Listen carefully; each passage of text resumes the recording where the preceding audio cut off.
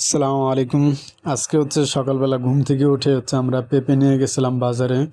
আর কি কিছু পেঁপে ছিল যে আমাদের গতকালকে যে গাছ ভেঙে পড়ে গেছিলো সেখান থেকে কিছু পেঁপে ছিল, সেগুলো বাজারে নিয়ে গেছিলাম।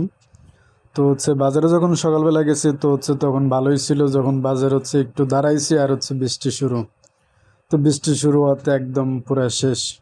কি বলবো, একদম যে সমস্ত কিছুর দাম কমে যায়। আপনারা হয়তো বাজারে গেলে বুঝবেন যে বৃষ্টি নামলে তখন আর বাজারে মানুষজন থাকে না, তখন দেখা গেছে সবকিছুর দাম কমে যায়। তো যাই হোক, সেগুলো বিক্রি করার পর বাড়িতে আসলাম। বাড়িতে আসার পর দেখি মুরগির খাবার দেওয়া হয় নাই, যেহেতু আমাদের বাড়িতে কেউ নাই, আমি একাই আছি।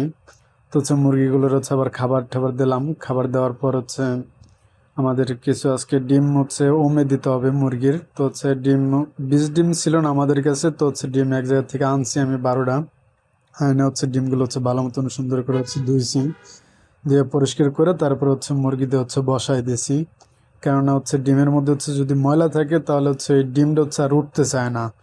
আর যদি কোনো রকম দেখা গেছে ময়লা থাকলে আবার দেখা গেছে লাস্টের দিক দিয়ে এত গন্ধ হয়, বা দেখা গেছে বলার বাইরে। আর দেখা গেছে পাশের ডিমগুলো উঠতে চায় না। এই জন্য সমস্ত ডিমগুলো ধুয়ে আমরা সুন্দরভাবে মুরগিটা বসাই দিতেছিলাম। মুরগিটা আরো আগের থেকে হুমানকে হয়ে গেছে। তো কি করবো, তারপরে বসাই দিয়েছি মুরগি। ওমে বসানো দেওয়ার পর আবার আরেকজন আমাদের কাছে কিছু ডিম চাইছিল। কোয়েল পাখির 20 ডিম। সে কিছু আর কি 100 পিসের মতো ডিম চাইছে, সে বাচ্চা উঠাবে। তো সেই ডিমগুলো বাই করে বুনতেছিলাম, কারণ তার ডিমটা সন্ধ্যাবেলা বুঝিয়ে দিতে হবে। তো সেই ডিমগুলো বোনা টোনার পর তারপর গরুর খাবার, গরুর খাবারটা ম্যানেজ করতে হবে, কারণ আজকে বৃষ্টি নামতেছিল আর কি। আবহাওয়া খারাপ থাকলে গরুর খাবারটাই ম্যানেজ করা আমাদের খুব কষ্ট হয়ে যায়। কেননা ঘাস কাইডে আনা, সে আবার অনেক সময় ঘাস কাটাও যায় না, দেখা গেছে খেয়ার বা যাই হোক কোনো কিছু একটা দিতে হয়। তো গরুর খাবার টাবার দেওয়ার পর আবার আমরা আজকে আমাদের কোয়েল পাখির খাবারও আনতে হবে। তো আমরা বেশিরভাগ সময় নারিশ খাওয়াই।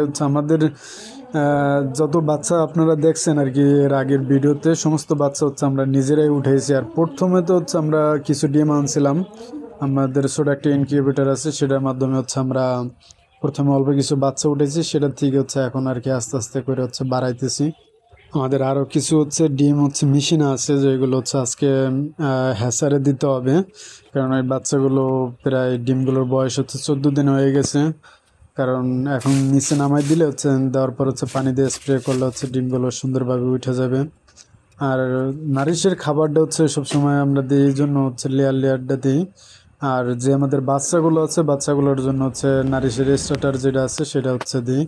আমরা আজকে আমরা 1 বস্তা লেয়ার লেয়ার আনছি, আর আপনার 10 কেজি